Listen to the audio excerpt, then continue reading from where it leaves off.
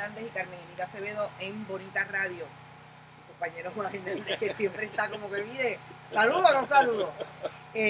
Hoy vamos a hablar, entre otras cosas, recuerden que estamos desde San Juan, Puerto Rico. Este programa va a estar en YouTube, porque vamos a poder hacer la transmisión. Si escuchan un perro, recuerden que nosotros tenemos un reality show de ahora en adelante. Se llama Huracán. Se llama Huracán. Post-Huracán. El aftermath del huracán María. Así es que tenemos diferentes espacios y hoy los perros no están encerrados. El vecino los dejo fuera y bueno, es posible que oigan a Cabona o alguno de ellos ladrar. Pero bueno, vamos a hablar sobre Julia Kelleher y su incapacidad o su renuencia a abrir las escuelas para que nuestros estudiantes participen de lo que se supone que es un derecho constitucional, que es el derecho a la educación. Vamos a hablar también de los despidos de GFR Media. Ustedes saben, GFR Media, para los que no lo conocen, es el conglomerado del Grupo Ferrer Ángel, que dirige y tiene como un emporio el periódico El Nuevo Día hace ya unos cuantos años en el país, bastantes años. Quizás el periódico más viejo existente, porque habían otros más viejos, pero cerraron. GFR Media acaba de despedir 59 personas y vamos a hablar un poco de cómo es que se da ese despido y cuáles son las interrogantes que nos quedan en un momento en que la crisis del país es grande y la crisis de información y la capacidad o incapacidad que tiene el gobierno de Puerto Rico de mover la información para que nosotros nos enteremos de lo que está pasando y ellos se enteren, porque parece que ellos no se enteran o no tienen control de lo que está pasando en el país. Es importante saber dónde están los medios de comunicación. Vamos a hablar también de lo que quedó y cuáles son las posibilidades de que Whitefish sea una historia vieja en el país con el momento que se está dando en este momento, valga la redundancia, de que cancelan el contrato. Whitefish, recuerden que es la corporación de todos estos empleados. Sí, todos ellos. A 2 días de que pase el huracán en Puerto Rico y a 2 días de que firmen el contrato, que recibiría $300 millones por levantar el sistema de energía eléctrica. Vamos a hablar qué pasó con Whitefish, dónde está ese asunto del contrato, y vamos a hablar de la Junta de Control Fiscal, porque en este momento no hay manera de que el gobernador Ricardo Rosselló actúe como tal cuando tiene una junta que ya le está cuestionando y ya le está diciendo que todos los contratos tienen que pasar por la junta para poder ver qué es lo que está pasando con esas dádivas de 300 millones en un país que está quebrado por 75 mil millones. Así que bueno, la agenda es grande hoy en Hoy el Punto Eres Tú. Recuerde que este programa lo van a poder ver a través de Facebook. Este es el live. Siempre va a estar en la página de Facebook, va a estar en la página de YouTube y en ustream.tv/Bonita Radio también estamos en vivo. Estamos tratando de ponernos al día si la Autoridad de Energía Eléctrica nos deja. No hay manera de producir estos programas si no hay energía eléctrica o hay un compatible, como en este caso Facebook Live, y nosotros habernos estosado todo el día buscando batería para los celulares, para la laptop, con un poquito de trabajo, pero bueno, ahí estamos. Vamos a empezar con el derecho constitucional a la educación. Yo hablaba con un compañero maestro, y yo tengo muchos amigos y amigas maestras. ¿Cuál es la insistencia de Julia Kelleher de no abrir las escuelas? Unas veces dice que no están listas y nos consta que todas las escuelas que dicen estar listas han sido puestas al día por los maestros y las maestras. Correcto. Y la comunidad, madres, padres, todo el mundo quiere que sus hijos terminen el año escolar. Por un lado dijo eso y por otro lado después dijo que era el cuerpo de ingenieros que tenía que revisar cómo estaban los planteles para poder abrir las escuelas y fuera un lugar seguro. Y yo le digo a Juan Hernández, ¿de cuándo acá a un secretario de Educación le importa que es seguro el plantel? Yo tengo 53 años el próximo 8 de noviembre. ¡Ya diablo! ¡Ey, mucho juicio! ¿Sé cuánto fue la escuela superior? Poco más de 36 años, 37 años. El plantel, la escuela Antonio Sarriera, está quizás igual con un deterioro mayor que como yo la recibí cuando llegué allí, hace 37 años. A ningún maestro le importó si nosotros estábamos bien, si no estábamos bien, si se caía un peldaño de la escalera. Pues a Julia Kelleher, que no conoce el sistema de educación de Puerto Rico, le importa. Entonces esa fue la tercera excusa que dio. El saldo es que hay un semestre escolar que es posible que no lo terminen la mayor parte de los estudiantes, porque las escuelas, la doctora Kelleher no las quiere abrir. Ahora, yo te pregunto, Juan Hernández, ¿dónde tú crees que está la realidad del hecho de que las escuelas están listas y Julia Kelleher no las quiere abrir? Mira, yo lo que creo es que efectivamente no hay dinero para abrir las escuelas. Y cuando digo que no hay dinero para abrir las escuelas, me refiero a que no hay dinero ni siquiera para pagar el sueldo de los maestros en las escuelas del país. A eso es a lo que me refiero. Pero se lo están pagando ahora.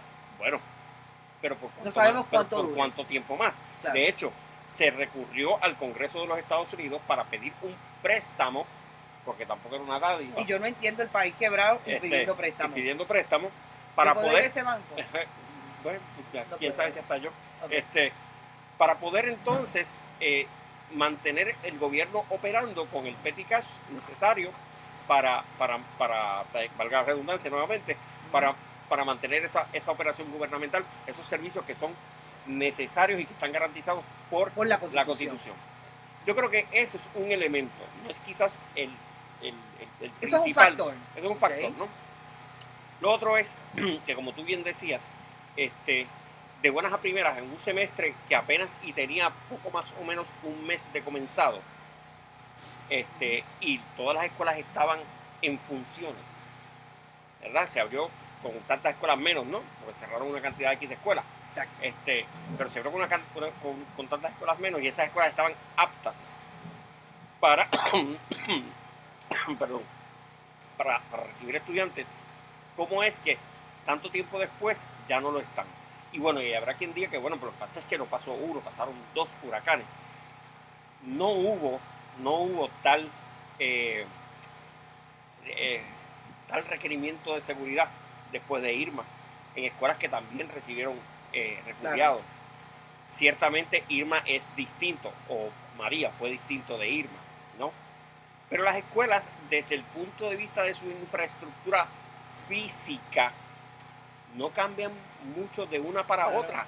De hecho, los que estudiamos en la escuela pública sabemos que las más antigüitas de las escuelas públicas, de la cual tú fuiste a una en Bayamón, es correcto, Cervantino, a mucha honra, la escuela Miguel de Cervantes Saavedra en Lomas Verdes, tenían o tienen todavía un sellito que ponía el gobierno de los Estados Unidos que la identificaba como Fallout Shelter. Exacto. En los tiempos de la guerra, de la amenaza nuclear, ¿no? Un Fallout Shelter eran refugios antirradiación. Eso significa que esas escuelas estaban construidas con concreto armado y varilla. Y esas son todavía el grueso de las escuelas que hay en operación en este país. Se continúa construyendo escuelas nuevas, ¿no? Pero esas escuelas están bien. Del siglo XXI de Fortuño. Bueno, todavía estoy por verlas todavía. Pero estas escuelas están bien hechas. Estas escuelas son resistentes. La Miguel de Cervantes en Bayamón era así. La llamada Jai del Pueblo en Bayamón también. La Agustín Estal.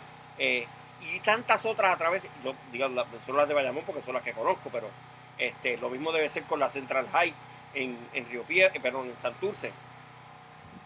La Miguel Fuchs, todas esas escuelas deben estar listas. Claro, lo que sucede es que si algo tienen en común estas escuelas, o la inmensa mayoría de estas escuelas, que no tienen electricidad.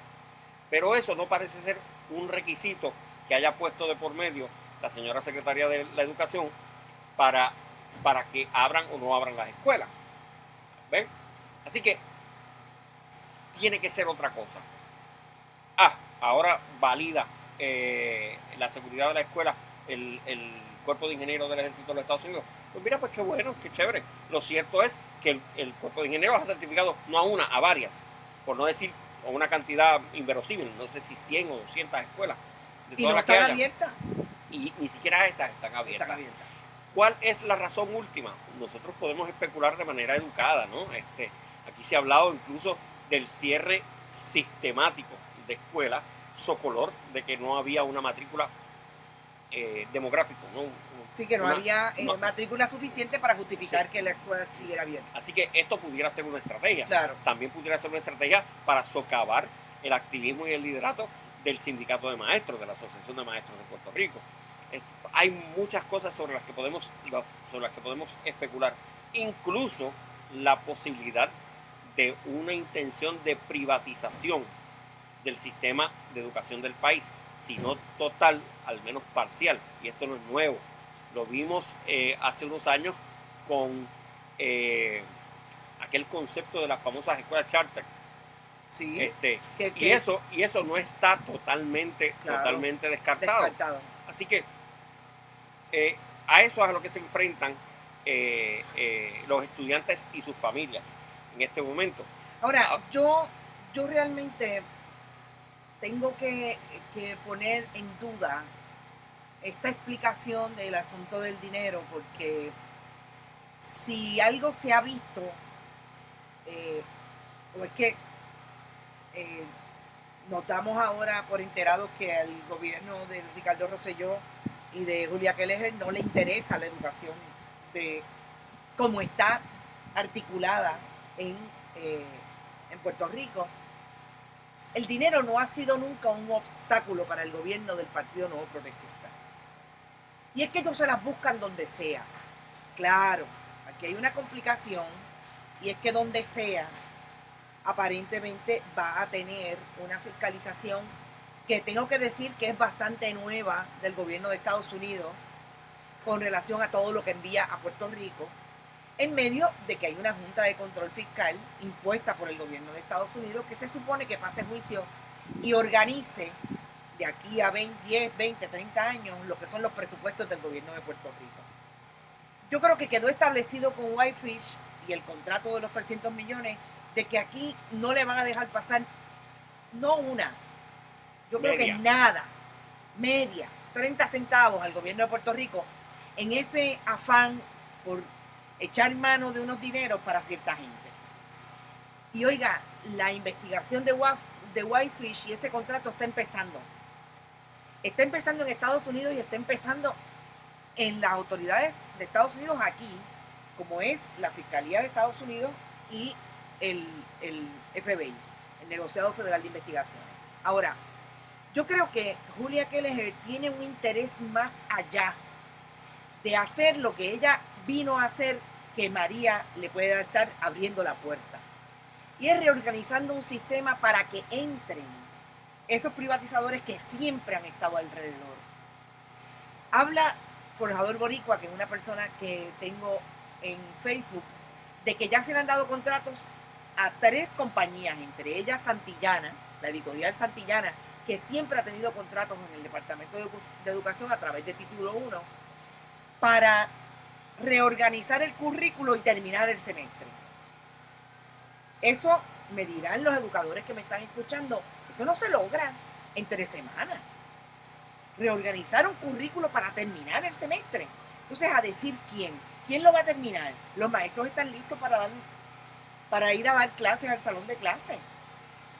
Entonces, si tú vienes a reorganizar el sistema, como dijo ella, que después no se quejen, porque como tú sabes que ella es gringa, entonces debe hablar así español, después no se quejen porque si hay menos maestros y menos estudiantes, pues yo tengo que cerrar escuelas.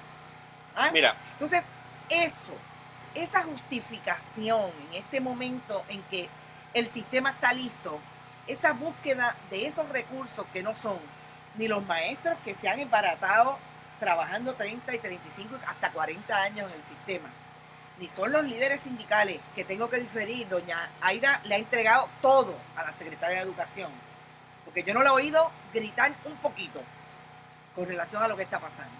Así que ¿Qué es lo que está detrás? Yo creo que Julia Keller tiene una visión clara de hacia dónde debe ir el sistema público de Puerto Rico, aunque no lo conoce.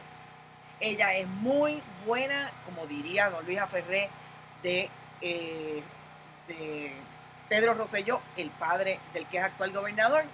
Ella es muy buena en la mesa, en el quirófano, pero no sabe nada del sistema de educación de Puerto Rico. No, mira si sabe tampoco que cerró escuelas que eran refugio. Y tuvimos el lío que tuvimos en medio de María con relación a eso. Así que mucho me huele que aquí viene Julia Keller con su bisturí, sin ninguna sensibilidad, porque no ha mostrado ser sensible. Ahí están los maestros, ahí están las comunidades. Mira, así esto que tú dices es muy cierto, a los efectos de que en el Departamento de Educación se toman decisiones que no están claramente estudiadas. En el proceso del cierre de planteles para el comienzo de este año, ella había dicho que se habían estudiado las demografías correspondientes a las comunidades donde estaban enclavadas las escuelas que se iban a cerrar, y que por eso era que se iban a cerrar, porque la demografía había cambiado, menos estudiantes, etcétera, etcétera. ¿Qué sucedió? Que muchas de esas escuelas donde que se cerraron tenían estudiantes de título 1, son estudiantes de educación especial, que habían sido movidos a escuelas, ¿verdad? Porque ahora eran menos, habían sido movidos a escuelas donde no habían las facilidades para atender a los estudiantes de título 1, a los estudiantes de educación especial. O sea, pero pensamos la decisión, sí, la pensaron. Sí. Entonces, ¿y a dónde iban a mandar a esos estudiantes? Exacto. Entonces, ese es el ejemplo más sencillo y que me viene a la mente así de golpe sobre esto, de que en el Departamento de Educación la mano izquierda no sabe lo que hace la mano derecha y viceversa.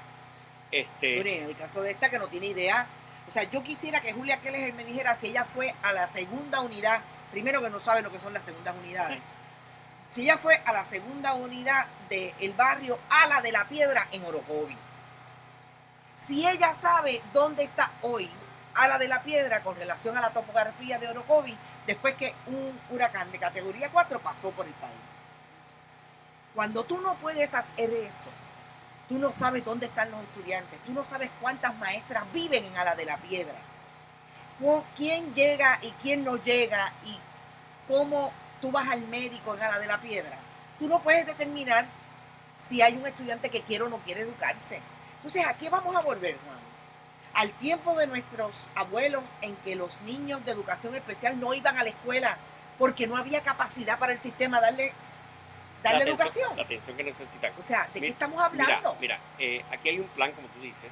Ella tiene una noción, ella tiene una idea que debe estar más o menos clara en su mente, de qué es lo que ella quiere hacer como secretaria de Educación. El problema es que nadie parece entender qué es lo que ella quiere hacer.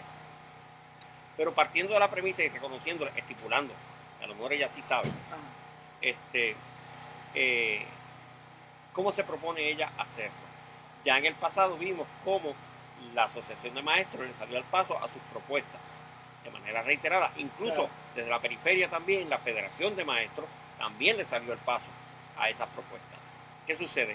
Como tú señalabas hace un momento, ocurren Irma y María, y ahí se abrió una puerta. Porque en medio de la crisis, socolor de que tenemos que atender esto de la manera más eficiente, es que me parece que ella entonces va a utilizar para meter la cuña, que es su programa y su idea de cómo debe ser la educación en Puerto Rico. A eso, porque es bien difícil hablar en contra del Día de las Madres, los sindicatos de maestros, pero particularmente la Asociación de Maestros, que es el sindicato reconocido, ha sido muy leniente en su acercamiento. Y tú eres más leniente todavía, Dan, diciéndole que han sido leniente. Pues porque es difícil criticar el Día de las Madres, ¿no? Ajá. Entonces todo el mundo habla de Puerto Rico se levanta, el futuro de Puerto Rico, los niños, todo lo que tú quieras. Y entonces, ¿qué sucede? Pues si tú haces un señalamiento crítico a eso, reaparece el fantasma, y anoche fue Halloween, y mañana es el Día de los Muertos. Reaparece el fantasma de los tiempos de Pedro Rosselló. Claro. Que se referían, educativos. Sí, no, y se referían a a la gente de los no se puede. Sí. Sí. Que no se puede. No, sí, se puede. Y nosotros somos el gobierno de se puede. Sí, y estamos entonces delante de una nueva versión de ese gobierno. Claro. Lo criticas, pues tú eres de los portavoces del no se puede. Claro. Pues mira, no, de lo que se trata es de que uno tiene que ser crítico al momento de evaluar las alternativas que se presentan. Y la crisis no puede ser excusa, no puede ofrecer una patente de corso a nadie para hacer lo que le salga el forro. Socolor de que esta idea que yo tengo es bien buena, tú sabes así, pues por la prueba, ¿ves? Ponla al escrutinio de los que saben de esa idea. Ahora, ese no es el caso ahora. Marilia Gutiérrez, colaboradora de Bonita Radio, también establece que el título 1 son escuelas de gran porcentaje de estudiantes pobres. En efecto, el título 1 tiene una particularidad que es supuestamente, que es lo que nos pasa casi todo el tiempo en Puerto Rico con los fondos federales, que los dan para poblaciones que son de escasos recursos. Pero ahí está metido el asunto del aprendizaje, la educación especial, etc. Ahora, la última estrategia de la secretaria del Departamento de Educación ha sido aparentemente enviarle una columna a The Hill, la publicación de Estados Unidos. La publicación sobre legislación. Sobre legislación. En Estados Unidos. Exacto. Que no es lo mismo ni se escribe igual. Aquí volvemos a hablar de las estrategias de este gobierno. Este gobierno es mágico, es mago, haciendo estrategias de comunicación y de cabildeo que lleguen a los grupos que ellos quieren influir para finalmente, y tengo que decir este gobierno, otros lo han sido, pero el gobierno del partido, los gobiernos del Partido Nuevo Progresista son especialistas en eso. Le hablan a quien quieren influenciar. ¿Y a quién quieren influenciar en este momento? Pues a los legisladores, a los congresistas de Estados Unidos, para que se den todas esas dinámicas de los fondos. Y aquí no ha pasado nada, pero aquí ha pasado mucho. Y lo más importante, y le estoy haciendo una lectura rápida a esta columna porque me la acaba de enviar la compañera Marilia Gutiérrez, no habíamos tenido información de que esta columna había sido publicada hoy en The Hill, y es que la secretaria hace un llamado a esas compañías que son parte de los esfuerzos para restablecer y reconstruir nuestras escuelas, a que provean becas a los estudiantes y apoyo de empleo para que se pueda levantar el sistema. Dígame si eso no es un llamado a los privatizadores. Dígame si eso no es un llamado a que Santillana contrate a los maestros de la escuela que se va a quedar al cierre. ¿Y qué le supone eso a Santillana? Un montón de dinero de los 300, de los 400, 500 millones de dólares que le llegan en título 1 nada más al Departamento de Educación. Así que ¿a quién le está hablando la secretaria? Le está hablando al congresista que va a mandar los chavitos para acá. Entonces, si eso no es un proyecto para privatizar, que venga Dios y lo vea. Yo termino diciendo, Julia Keller es quizás ese jefe de agencia que usted nunca se va a poder olvidar porque le gusta dar mucha cara mediática y es una farfullera. En country le dicen farfullero, aquel que dice, pero no dice nada. Habla y no dice nada. Yo creo que Julia Keller va a pasar a la historia, porque es que la historia siempre se escribe de una manera u otra. Va a pasar a la historia como esa farfullera. Nosotros sabemos dónde quedó el exsecretario del Departamento de Educación hoy convicto, Víctor Fajardo. Secretario de Educación que llenó las arcas del Partido Nuevo Progresista y quizás por esa estrategia económica tocando a los contratistas, ganaron 2 elecciones. Pero algo se puede decir bueno de Víctor Fajardo. Conocía el sistema de educación en Puerto Rico. Conocía y sabía cómo manejarlo. Se perdió en la corrupción. Eso definitivamente ahí está. Pero incluso en el mismo procedimiento judicial se habló, y los maestros hablaron, de que los sistemas que estaba tratando de desarrollar Víctor Fajardo en el sistema de educación valían la pena. La carrera magisterial, todo eso está ahí. Si Víctor Fajardo tiene esa otra página terrible, que es la corrupción, por lo que es convicto, puede decir que tiene esta otra. Yo quiero saber qué es lo que va a decir Julia Keller en el futuro, de cuál es su participación en destruir o levantar el sistema educativo en Puerto Rico. Mira, yo me callo con Julia. sí, Si tú quieres sí, decir algo más de sí, Julia, no, tú. esto de la historia, antes de, ¿verdad? Sí, dar pasar por otro terminado tema. ese tema, ¿no? Esto de la historia es bien importante. Tú acabas de contextualizar. Hay secretarios, o ha habido secretarios de educación que han quedado retratados para la historia. Ciertamente, Julia Keller es una candidata ineludible a quedar en ese cuadrito de honor, si se quiere, ¿no? De los desgraciados de la historia en lo que toca al Departamento de Educación. Mencionaste a Víctor Fajardo. Antes que Víctor Fajardo, Villaronga, el secretario Mariano Villaronga de Educación, que fue el que, teniendo la oportunidad de establecer el español como el idioma de enseñanza en las escuelas públicas, prefirió el inglés. El inglés, claro. Y los jíbaros de este país iban a las escuelas a escuchar clases en inglés, como claro. Le pasó a mi mamá, que ya cumple 80 años. Ella cogió clases en inglés, excepto la clase de español. ¿Por qué será en español? ¿No?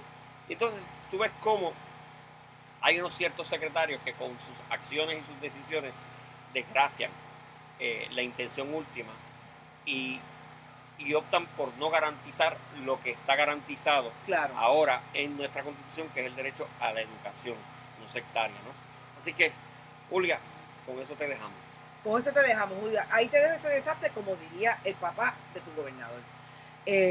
Vamos al tema de GFI Media. Fíjate que salimos del tema de la educación, quizás una de las áreas más importantes para cualquier periodista es la educación. Puerto Rico ha tenido grandes educadores en el área de las comunicaciones. En el área de las comunicaciones, cuando se estudió, empezó a estudiarse formalmente. Claro. En otras áreas, pues muchísimo. Yo creo que una de las modalidades que nos enseñaron esos grandes educadores fue precisamente a estudiar y aprender de todo para ser un buen o una buena periodista. Déjame hacer un paréntesis ahí. Porque ciertamente grandes educadores han habido, al menos, creo yo, no menos de entre 8 y 10 generaciones de periodistas que somos periodistas, porque José Adalberto Hernández Pirulo nos enseñó a ser periodistas. Claro. Todavía recuerdo yo esa primera clase. Mi nombre es José Adalberto Hernández y si usted me llama así, no voy a responder, porque desde que yo tengo conciencia, mi nombre es Pirulo. Claro. Periodista excelso, último, editor de El Puerto Rico Ilustrado, editor del periódico El Mundo, y formador de cientos de periodistas. Y lo uno lo ato a la educación porque yo creo que precisamente lo que hizo de mí una buena periodista o una mala periodista fue la educación en Puerto Rico del sistema público. Y así sucesivamente. Lo que ha pasado en GFI Media, conglomerado corporativo del periódico El Nuevo Día, yo lo desconozco de primera mano. Tengo que decir que alguna información tengo. Tú nos vas a entrar un poco en ese detalle porque has encontrado compañeros con quienes has podido hablar. Pero a grosso modo le podemos decir que han habido 59 compañeros entre periodistas y otro personal del periódico despedidos porque el patrono, en este caso constituido por la familia Ferrer, 3 hijos de la familia Ferrer, ellos entendieron que los problemas económicos del periódico le tenían que proveer la oportunidad de quitarle beneficio a los compañeros trabajadores para entonces poder cuadrar su caja y seguir con el periódico activo y con la operación activa. De más está decir que la familia Ferrer no solamente tiene el negocio del periodismo en Puerto Rico, tiene otros negocios porque ha diversificado su oferta corporativa hacia otros negocios. Yo desconozco de la profundidad de esos problemas porque cuando pregunté, nadie me pudo decir cuáles son los problemas económicos del periódico porque supuestamente no lo trajeron a la mesa de negociación. Cuando van a la mesa dicen, si no hay estos recortes, que eran de horas de trabajo, etcétera, tenemos que, de beneficios marginales, etcétera, tenemos que reducir la plantilla en 50 personas. Eso llegó a 59. El problema es que cuando despiden, el despido se da sobre la base de un alegado despido temporero, porque el temporal fue lo que pasó por Puerto Rico. ¿Quién sabe si es lo mismo? ¿Quién sabe si es lo mismo que lo que pasó por allí? Pero no sabemos. Eso quiere decir que por un año los compañeros que trabajaron para el periódico El Nuevo Día no pueden tener un trabajo con otro medio de comunicación y si lo tuvieran, pierden el derecho a recibir su mesada. Si eso se da de esa manera, yo honestamente no sé dónde, en qué ley laboral en Puerto Rico existe ese concepto de despido temporero. Eso quiere decir que los compañeros no tienen acceso a plan médico porque la ley COBRA, que es la ley federal que establece que usted puede tener el plan médico 3 meses más tarde de que ha sido despedido, el costo es exorbitante, $650, y quién puede pagar sin trabajo $650 de plan médico. Así que no solamente perdieron el plan médico, no tienen tampoco acceso a su plan de retiro, el dinero que ahorraron estando 20, 30 años, creo que hay compañeros que llevan hasta 25 años de los que fueron despedidos, no pueden tener acceso a ese dinero, o sea que realmente los dejaron en un estado de indefensión. Esos compañeros son unionados, siempre yo he cuestionado, y trabajé allí 10 años o 9 años, siempre he cuestionado la capacidad patronal que tiene esa unión, siempre. Aún así me solidarizo con la unión y con los compañeros que despidieron en estas condiciones y me parece terrible. Yo me cuestiono qué pasó por la mente de esos abogados, porque siempre hay abogados envueltos en una decisión como esta de un patrono, y por los mismos patronos cuando hicieron esto. Puerto Rico está viviendo quizás su peor momento en la historia. Todos tenemos un problema relacionado con Irma. Desempleo, compañero y yo estamos desempleados también. Pero nosotros llevamos un tiempo haciendo lo que nos da la gana. Yo le decía el otro día, hace un rato, a Salvador, el director de programación de esta estación, que malo que bueno, a mí ya no me sorprende si no tengo chavo en la chequera, porque llevamos tiempo, a fuerza de querer ser libres, no nos pusimos como meta tener un salario de los 15 y los 30. Eso, yo le llevo una ventaja a esos compañeros que votaron el otro día, de por lo menos 15 años, eso es mucho. En 15 años yo, pues cuando puedo hago y cuando no puedo, pues no voy. No es lo mismo en medio de un huracán, en medio de la devastación que sufre el país, ser despedido en esas condiciones. Mira, Carmen. Y tú me dirás cuáles son los detalles porque no los conozco. Mira, tú has recibido bastante bien lo que es la circunstancia general que enfrentan estos compañeros. Ahora bien, tengo que empezar por corregirte. Porque para propósitos del Nuevo Día, el Nuevo Día no ha despedido a nadie. No. Es que ellos utilizan figuras del lenguaje y una interpretación muy creativa de lo que son las leyes y el convenio que tienen firmado ellos con el sindicato de la Steel Workers, United Steel Workers, la local 16 whatever, esa, ¿no? No quiero ni mencionarla. Mira, para propósitos del Nuevo Día, ellos no despidieron a nadie, ellos cesantearon. Y cesantear no significa despedir, a pesar de que la traducción directa al inglés es laid off, que no es otra cosa que despido. Exacto. Pero ellos cesantearon.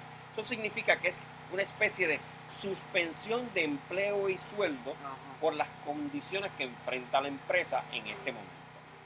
Ok. Y esas condiciones, aun cuando no te estoy despidiendo, ¿verdad?, son las que, para propósitos de todo lo demás, le impiden a la empresa, por ejemplo, pagarle la liquidación a sus empleados. Pero no tengo que pagarte nada porque tú no estás despedido, tú estás cesanteado. Así que no tengo que pagar y no pagan la liquidación por concepto de días de vacaciones, salarios dejados de devengar y para propósitos de lo que es a los que aplique la ley 80, porque acuérdate que hay 2 estados de derecho aquí después del 4 de abril de este año, perdón, del 4 de abril, no, de abril de este año, aplican la ley 80 y la ley número 4. La ley 80 establece que un despido injustificado se te remunera con un mes de salario más una semana de salario por cada año de servicio prestado. Pues no hay liquidación para estos compañeros, porque ellos no están despedidos. Ahora, en la medida en que no están despedidos y todavía son empleados de esta empresa que no está pagándoles nada, ellos están impedidos, como tú decías, de asumir, de trabajar, de ganarse el pan. De ganarse el pan en otro medio de comunicación. Porque entonces la empresa periodística para la que ellos trabajan, pero que no le paga y no tienen garantías ni beneficio alguno, reconoce o reconocería eso como una renuncia, y entonces, pues si tú renunciaste allá tú, porque eso fue por cuenta tuya, ¿no? No puede ser que esto, no puede ser que la interpretación sea yo me llevo el guante y la bola. De eso es de lo que se trata. O sea, si tú quieres ganarte la vida, o eres miembro de la familia Ferrer Ángel, que eres millonario, o te vas a trabajar a un fast food, una cafetería, a limpiar patios, etcétera. Y nada de eso precluye nada de eso pretende una subestimación del trabajo honesto de cualquiera trabajador que se dedique a eso. Exacto. Lo que sucede es que usted tiene a prácticamente 60 profesionales de la comunicación preparados que dejaron el cuero en esa empresa por una cantidad de años, pero no solamente por una cantidad de años, sino que en los días de crisis, desde el huracán Irma hasta el aftermath, la semana pasada del huracán María, durmieron en esa oficina, vivieron en esa oficina, dejaron abandonadas a sus familias por cumplir no con la empresa, sino con mantener informado al país. Y la empresa periodística se llenó la boca haciendo alarde del compromiso, no de la empresa, de esos compañeros. Claro. De esos compañeros. Y ahora la moneda de cambio es el despido, porque no se trata de una suspensión, es despido. Lo que pasa es que ni siquiera los abogados esos abogados de esa empresa lograron pensar coherentemente las consecuencias de esto. La aplicación de los beneficios de la ley Cobra significa que si usted es despedido de manera injusta o de manera ilegal, usted tiene derecho a motu propio, de su propio bolsillo, pagar el plan médico que la empresa le estaba pagando hasta por un año después de la cesantía o el despido, ¿ok? Pero lo vas a pagar a las tarifas negociadas por la empresa, por el patrono, por un año, ¿ok?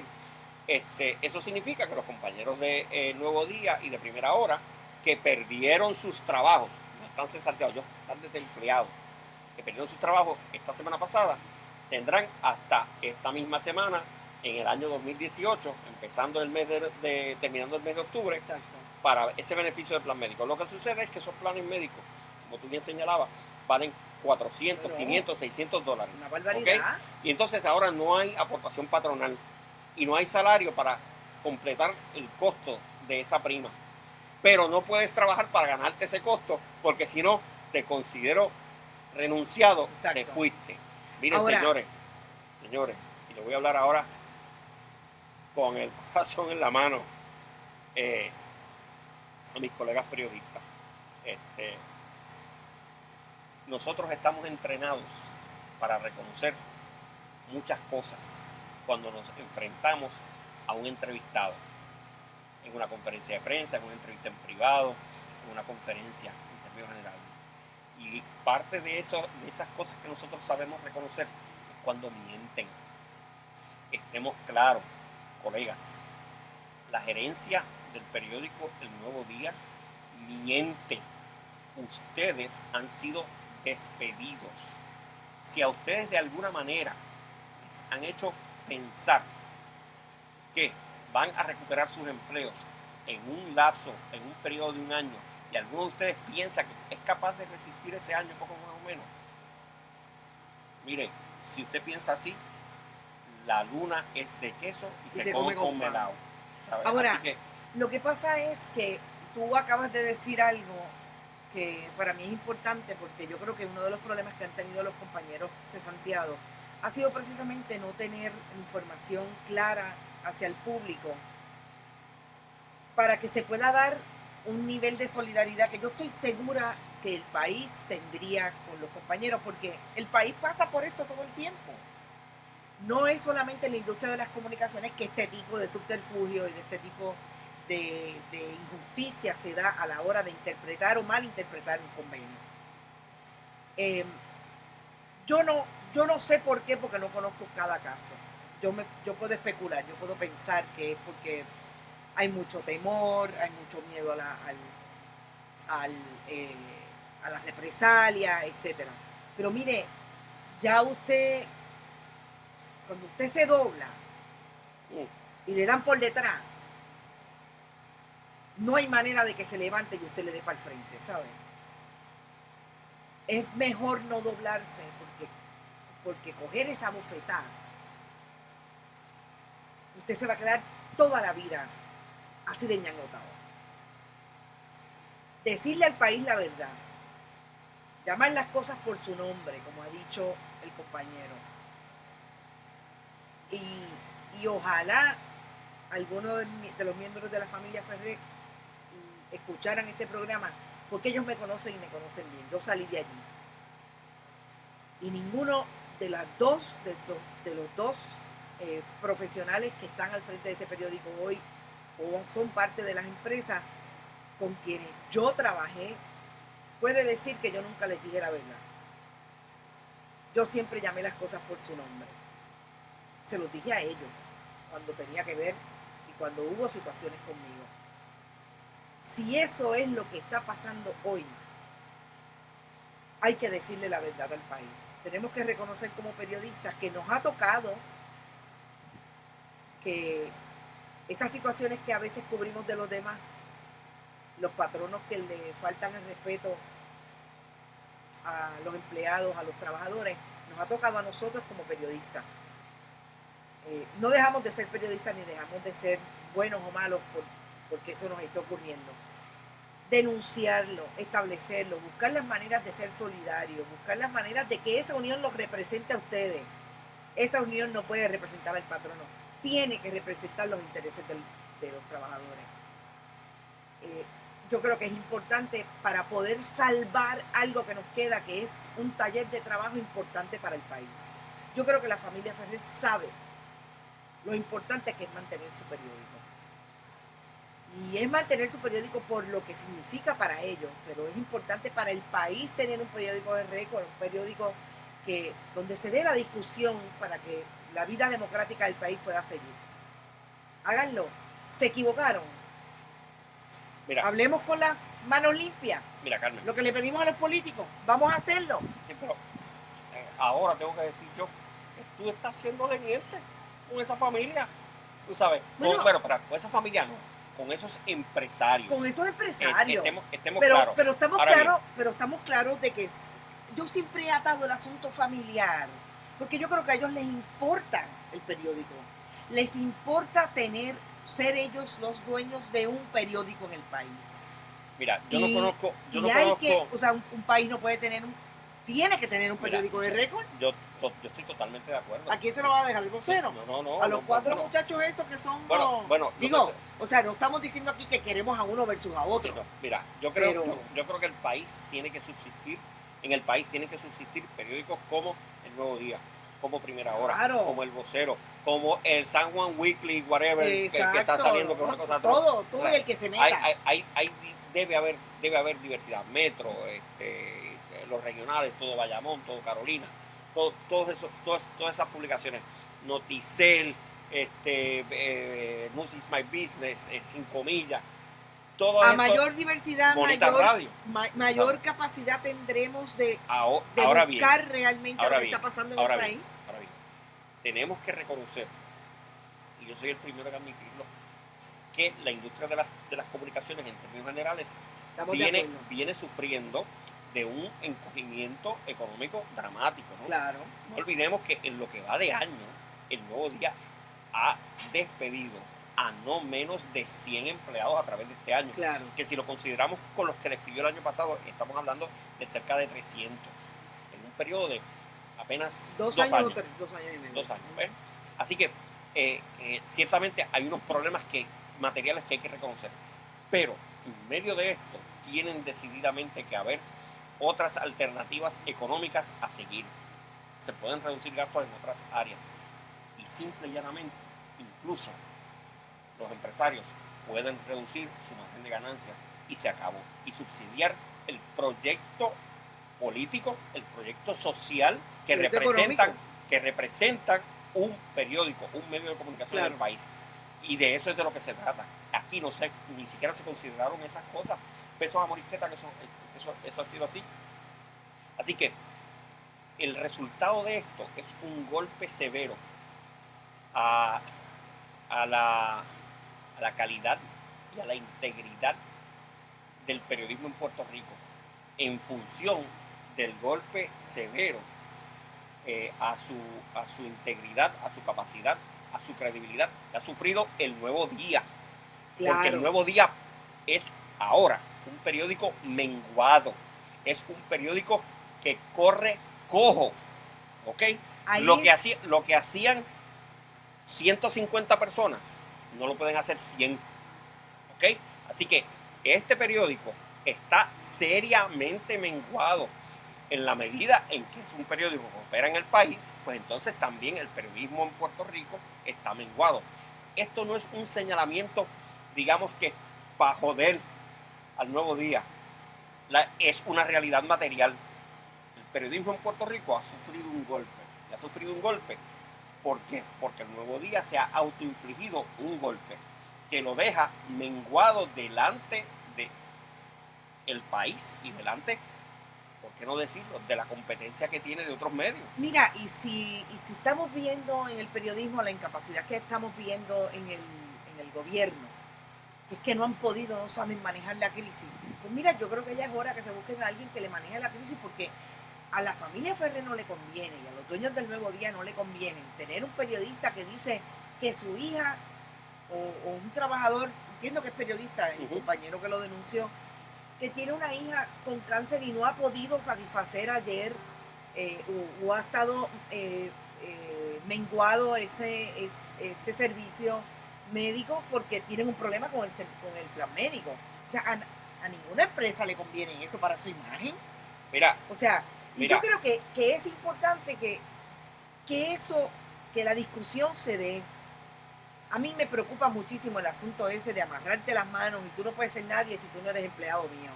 Porque ustedes lo saben, los que nos hemos ido del periódico tenemos vida. Y estamos vivitos y coleando y escribimos y decimos lo que nos parece y estudiamos y participamos de los medios de comunicación en Puerto Rico y no trabajamos con el Nuevo Día. Así que eso es otro mito. Sí. Eso es otro mito. Me viene a la mente un señalamiento histórico que hizo un fotoperiodista en la década de 1960, cuando de manera inexplicable renunció a su posición en la revista Life. Ajá. Una de las revistas periodísticas más prestigiosas de la historia. Para cualquier periodista y para cualquier consumidor. ¿Ves? Y ese señor, cuando le preguntaron, él dijo, "There is life after life". Claro. Hay vida después de la vida. Después de trabajar en live. O sea, claro. Y de eso es de lo que se trata. Claro. Hay vida más allá del Nuevo Día. Claro. Es duro, es complejo, el país es pequeño, el país más que pequeño es, la escena de los medios de comunicación es pequeña.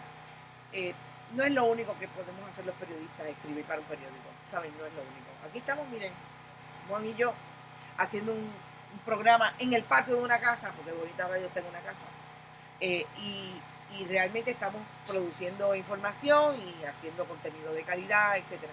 Yo creo que lo más importante es que empecemos a mirar la posibilidad de que el patrono y los trabajadores puedan sentarse, que las condiciones sean justas. Yo siempre he dicho, y en medio de los manejos de crisis que he tenido con varios clientes, lo más importante es decir la verdad y andar con las manos limpias. Hay que sentarse a hablar de lo que realmente nos pasa, pero con evidencia. Usted dice que usted tiene menos ingresos. Mire, yo estoy clara, son capitalistas. O sea, los medios son capitalistas y quieren un margen de ganancia tal. Vamos a tratar de hacer algo por el bien del país. Pero lo más importante, patrono, familia Ferré, ustedes deben seguir teniendo un periódico vigoroso.